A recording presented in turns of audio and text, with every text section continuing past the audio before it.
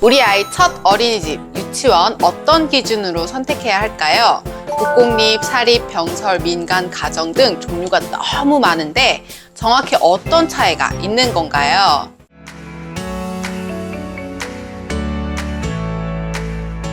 네, 안녕하세요. 이민지 육아상담소 이민지입니다. 요즘 어린이집, 유치원 입소 접수 시기라 기관을 선택하는 기준이라든지 어떤 것들을 미리 고려해야 하는지 정말 많이들 궁금해 하시는 것 같아요. 어린이집을 선택하더라도 국공립, 법인, 가정, 민간 등등 종류가 많고 또 유치원도 마찬가지로 국립, 공립, 사립, 병설, 요즘은 또 놀이학교나 숲유치원, 영어 유치원, 몬테소리 유치원이나 발도르프 유치원 정말 많아서 더더욱 한 곳을 선택하는 것이 어려운 일인 것 같아요. 그리고 5세부터는 어린이집을 보내야 하는지 유치원으로 옮겨야 하는지도 고민이 되죠. 오늘은 각 기관의 특징과 선택하는 기준, 고려해야 하는 점 등 모두 알려드리도록 하겠습니다. 저도 8년 정도 보육지원재단의 소속의 교사로 근무했고 또 지금은 현장을 떠나 부모교육 전문가로 일하고 있지만 여전히 선후배나 함께 일하던 동료들이 원장으로 근무하고 또 교사로도 있고 병설, 단설 유치원이나 숲학교, 국공립, 법인, 민간, 어린이집 정말 다양한 곳에서 근무를 하고 있어요. 그래서 오늘 좀 더 현장감 있는 실질적인 도움을 드릴 수 있지 않을까 생각이 듭니다. 최근에 저희 아기는 어떤 어린이집에 보냈는지, 또 어린이집에 보낼 건지, 유치원에 보낼 건지 정말 많이 질문을 주시더라고요. 가장 먼저 말씀드리고 싶은 부분은 어린이집을 보내야 하나, 유치원을 보내야 하나 그 기준을 교육적인 측면에서 고민을 하시는데 어린이집이냐, 유치원이냐 보다는 개별 기관 성격이나 교육관에 대해 알아보는 것이 맞아요. 왜냐하면 현재 우리나라의 모든 유치원과 어린이집은 공평한 교육과 보육 기회를 보장하기 위해서 2012년부터 교육과정을 공통으로 시행하도록 하여 어린이집 표준 보육과정과 유치원 교육과정을 통합한 공통과정인 누리과정으로 진행되고 있어요. 즉 어린이집, 유치원 구분 없이 동일한 내용을 배우고 있다는 말입니다. 다만 기관마다 개별 특성과 어떤 프로그램을 어떻게 진행하느냐에 따라서 학습에 좀 더 초점을 두고 있는지 또는 자유놀이에 초점을 두고 있는지 특성화 프로그램과 행사에 초점을 두고 있는지 등 너무 다양해요. 또한 영어 유치원이나 놀이학교 이런 곳은 사실 어린이집이나 유치원이 아니라 학원법에 적용된다는 점도 특징적인 부분이에요. 먼저 어린이집의 종류와 특징부터 살펴보도록 할게요. 국공립 어린이집은 개인이 아닌 국가나 지방자치단체가 설치 운영하는 어린이집을 말해요. 영아기 아이들을 보낼 때 보편적으로 많이들 선호하는 어린이집이기도 하죠. 국가 지원 예산이 쓰이기 때문에 비용이 저렴하면서 정부의 보육 지침에 있어 운영 기준이 명확해서 비교적 투명하게 운영된다는 장점이 있습니다. 다만 신뢰도가 높은 만큼 입소 시 경쟁률이 높은 편이며 차량 운행을 하지 않는 곳도 있어서 등하원의 불편함이 있을 수 있어요. 민간 어린이집의 경우 개인의 재량에 의해 설치 운영하는 어린이집이기 때문에 다양한 프로그램을 기획하고 또 진행할 수 있어요. 국공립 어린이집에 비해 입학도 쉬운 편이죠. 다만 개인이 운영하는 곳이기에 보육료가 국공립에 비해 상대적으로 비싼 곳들이 있어요. 가정 어린이집은 개인이나 가정 또는 그에 준하는 곳에 설치 운영하는 어린이집인데요. 주로 아파트 1층에 설치하는 경우가 많고 상시 영유아 5인 이상 20인 이하를 보육할 수 있는 어린이집이에요. 일단 단지 내에 위치해 있기 때문에 거리가 가까워서 등하원이 편하고 집과 비슷한 공간이라 아이들이 친숙하게 느낄 수 있어요. 다만 다른 곳에 비해 작은 규모라 원장이 교사를 겸직하는 경우와 또 조리사가 따로 없는 경우도 있습니다. 그리고 대부분 영아반만 운영되기 때문에 4세 또는 5세 정도 되면 다른 기관으로 옮겨야 하는 점도 고려해야 해요. 주로 국공립과 민간 가정 어린이집 중 고민을 많이 하시는데 국공립이라고 해서 무조건 좋고 또 가정 어린이집이라고 해서 보육의 질이 떨어진다고 말할 수는 없어요. 오히려 아기가 너무 어릴 때는 적은 규모와 집과 같은 편안한 공간에서 적은 수의 아이들과 지내는 것이 스트레스가 덜할 수 있기도 해요. 중요한 것은 내 아이의 성향과 또 부모 교육 가치관이 어떤지 그리고 기관의 성격과 교육관이 아이와 잘 맞는지입니다. 기관을 알아보거나 상담 갔을 때 꼭 질문하거나 살펴봐야 하는 점들을 뒤에서 좀 더 자세히 알려드리도록 할게요. 직장 어린이집은 상시 여성 근로자 300명 이상 또는 근로자 500명 이상을 고용하는 사업장의 사업주는 직장 어린이집을 설치해야 하는데, 사업주가 근로자를 위해 보육재단에 위탁하여 어린이집을 설치 운영하여 부모가 다니는 회사의 어린이집에 아이를 보낼 수 있어요. 법인 어린이집은 사회복지법에 따라 사회복지 법인 어린이집과 비영리 법인이나 단체가 설치 운영하는 일반 법인 어린이집이 있어요. 자, 마지막으로 협동 어린이집은 영유아를 둔 보호자와 보육교직원 11인 이상이 조합 결성하여 설치 운영하는 어린이집입니다. 다음으로 유치원의 종류와 특징에 대해서도 정리해보자면, 국립유치원은 국가가 설립 경영하는 유치원으로 국립대학 안에 있는 대학 부설 유치원을 국립유치원이라고 해요. 그리고 공립유치원은 지방자치교육청이 설립한 유치원으로 시설 형태와 원장에 따라 단설과 부설 유치원으로 나뉩니다.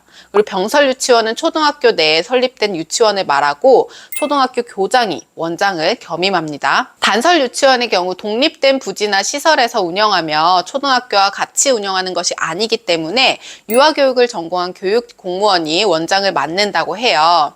그리고 사립유치원은 법인 또는 개인이 설립 경영하는 유치원을 말해요. 국공립유치원은 국가 지방자치단체가 설립 경영하기 때문에 국공립 어린이집과 마찬가지로 운영비, 인건비를 국가에서 지원을 받다 보니 교육비가 사립유치원에 비해 저렴한 편이죠. 그래서 입소시 경쟁률이 높아요. 다만 공립은 공공기관이다 보니 지역마다 교육 서비스의 차이가 크고 그만큼 만족도와 평은 충분히 살펴보고 선택하시는 것이 좋을 듯 합니다. 사립유치원은 각 유치원마다 교육 프로그램에 따라 비용의 차이가 굉장히 크고 국공립 유치원에 비해서 비싸겠죠. 그만큼 특성화 교육으로 영어라든지 교구, 음악, 체육 등 다양하게 이루어지고 있어요. 몬테소리 유치원이나 발도르프 유치원도 교육 철학에 따라 운영되기 때문에 혹시 관심 있으신 분들은 해당 교육 내용에 대해 잘 알아보고, 또 교육법 자체가 국내에서 출발한 교육법이 아니기 때문에 실질적으로 그 기관에서 이 교육이 잘 실천되고 운영되고 있는지도 알아봐야 합니다. 요즘 생태숲 유치원도 많은 관심을 받고 있는데,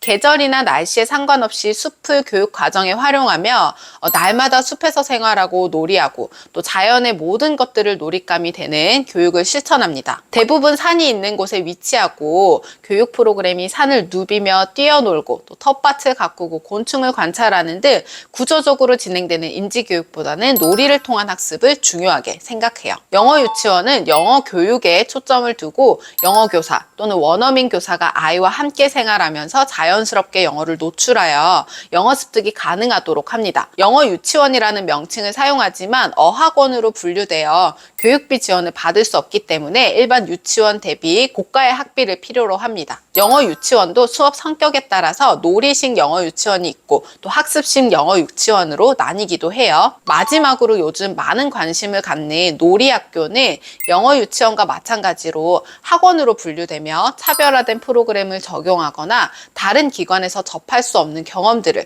제공하기 위해 설립된 곳이에요. 이름 그대로 놀이를 통해 자연스럽게 이루어지는 교육을 중요하게 생각해요. 창의력, 문제 해결 능력, 사고력 등 인지적인 교육이 주를 이루고 교사대 아이의 수가 적은 것이 장점이기도 해요. 최근 신체활동과 유아교육이 접목된 특화 교육을 하는 곳으로 유아체능단도 관심을 받고 있습니다. 이렇게 다양한 기관의 특성을 알고 이제 내 아이를 보낼 곳을 선택해야 하는데요. 저도 얼마 전에 아이를 기관에 입소시키면서 사전에 방문해서 상담도 받아보고 했는데, 구체적으로 어떤 점들을 고려해서 기관을 선택하는지도 질문 많이 주셔서 그 과정을 공유해드리자면, 일단 모든 곳을 방문하지 못하기 때문에 내가 거주하고 있는 지역에서 아이를 직접 보낸 부모들이 남겨주신 후기들을 찾아봐요. 맘카페도 있고 또 블로그도 있고 찾다 보면 중복되는 의견들이 보여요. 1차적으로 후기가 좋은 곳들을 고르고 나면 임신육아 종합 포털 아이사랑 홈페이지로 들어가요. 어린이집 찾기에 해당 어린이집 정보를 찾아볼 수 있어요. 이전에 안전한 어린이집 선택 방법 영상에서 구체적으로 알려드렸으니 이 영상도 참고해보세요. 저는 총 10군데 정도 어린이집을 검색해보고 기관 평가 정보나 교사 정보, 교사대 아동 비율 등 기본적인 정보들을 찾아봐요. 여기서 또 몇 군데를 거르고 나면 이제 직접 어린이집에 전화를 합니다. 입소 상담을 받고 싶은데 방문 상담이 가능한가요? 라고 물어보면 곧바로 오픈해 주시는 곳도 있고 신입 원화 모집 상담 기간이 정해져 있는 곳도 있어요. 저는 무조건 기관 방문해서 내부 살펴보고 또 원장님과 이야기 나눠보는 것을 기본 중에 기본이라고 생각해요. 내 아이를 맡길 곳이고 또 내 아이가 하루 종일 매일매일 지낼 곳인데 안전한 곳인지 또 신뢰가 가는 곳인지 살펴보는 것은 너무너무 중요하겠죠. 자, 그렇게 약속을 잡고 상담을 가면 첫째, 기관 외부, 내부 환경을 살펴봅니다. 안전하게 생활할 수 있는 공간인지 또 교실이 너무 작아서 아이가 하루 종일 많은 친구들과 생활하기에 답답하진 않은지 바깥놀이 공간이 충분해서 매일매일 뛰어놀 수 있는지 그리고 위생적이고 청결하게 관리가 잘 되고 있는지 살펴봐야겠죠. 자, 두 번째는 적응 프로그램 및 일과 운영, 식간식을 체크합니다. 아이들이 기관에 처음 적응하게 되는 시점은 보통 양육자와 처음 분리를 경험하는 때예요. 처음 엄마와 떨어져 낯선 공간, 낯선 사람들과 지내는 그 시간이 아이에게는 상상 이상으로 어렵고 힘들 수 있답니다. 그래서 적응 프로그램이 굉장히 중요하다고 여겨요.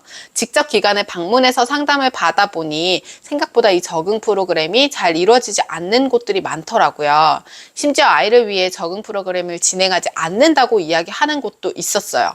내 아이의 건강한 생활, 발달을 위해서는 무엇보다 기관, 담임교사, 또 부모와 이 협력이 중요한데 아무리 기관이 크고 좋더라도 일단 부모의 가치관과 다르다면 더구나 출발 시점부터 어긋난다면 그 기관에 대한 신뢰감을 갖기가 어렵다고 생각해요. 설명을 들으면서 그들이 우선적으로 추구하는 가치관, 교육관이 어떤 것인지 고려했답니다. 그리고 기관마다 보육 시간이나 또 차량 운행 등 일과 운영이 조금씩 다를 수 있어요. 더불어 매일 아이들이 먹는 오전 간식, 점심, 오후 간식도 중요하게 꼭 체크를 해보세요.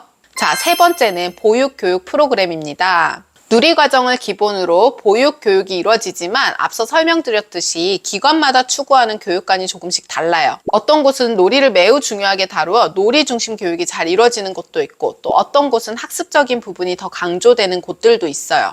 자연놀이, 생태교육을 중요시하는 곳을 선택하고 왜 공부는 시키지 않나요? 라고 한다거나 놀이를 통한 학습을 기본으로 하는 기관을 선택하고서 매일 놀기만 하나요? 라고 할 수는 없죠. 그렇기에 내가 선택하는 곳의 교육 가치관과 실제로 운영되는 보육 프로그램이 나와 또 내 아이의 기질과 잘 맞는지도 매우 중요하게 살펴봐야 합니다. 자, 마지막 네 번째는 기관, 원장, 교사의 분위기입니다. 처음 입소 상담을 가면 대체로 웃는 얼굴로 반갑게 친절하게 맞이해 주십니다. 그런데 기관의 전체적인 분위기나 원장의 성향, 교사들의 분위기는 순간적으로 연출이 되는 것은 아니에요. 물론 잠깐의 시간으로 정확하게 판단하는 것은 어렵지만 풍겨지는 전체적인 분위기로 내가 느낀다면 아이도 그대로 느낄 가능성이 높겠죠. 화려하고 고급스러움이 아니라 안정감 있고 또 편안한 분위기, 어둡고 침침한 환경이 아니라 밝고 활기찬 에너지가 느껴지는 것이 중요하죠.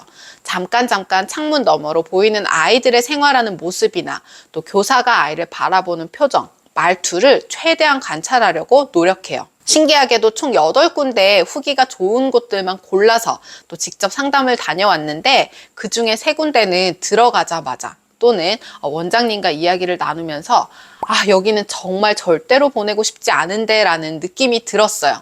그래서 꼭 후기만 보시거나 전화 상담만으로 대기 신청하지 마시고 방문해서 결정하셔야 합니다.